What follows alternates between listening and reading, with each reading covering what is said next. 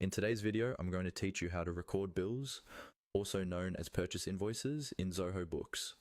Recording bills correctly is essential because it helps you keep track of what you owe your vendors, manage your cash flow, and keep your reports accurate. In this walkthrough, I'll guide you step by step through creating a new bill in Zoho Books, and I'll explain what each part of the screen is doing so you feel confident using it on your own.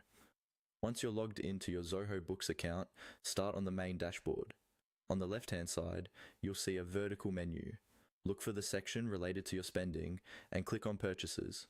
This is where Zoho Books groups everything you buy for your business, including expenses, purchase orders, and bills. After you click Purchases, you'll see a list of related options. From here, click on Bills. This will open the Bills module, where you can see all of your existing bills, their due dates, the vendors you owe, and the current status of each bill, such as draft, open, or paid. This page is also helpful later when you want to search or filter bills by date, status, or vendor. To create a new bill, go to the top right corner of the bills page and click on the new button. This tells Zoho Books that you want to enter a fresh bill you've received from a supplier or vendor.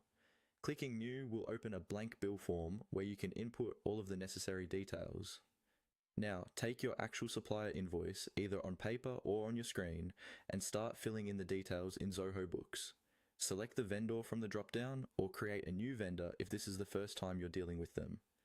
Enter the bill date and the due date exactly as shown on the invoice. Add the bill number so you can easily match it to the original document later. Then move down to the line items section. Here, you'll choose the relevant item or expense account, enter quantities, rates, and any applicable taxes.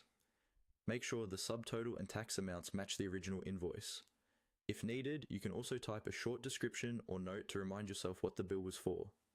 Once you've reviewed everything and confirmed that the amounts, dates, and vendor details are correct, scroll to the bottom of the page and click on Save.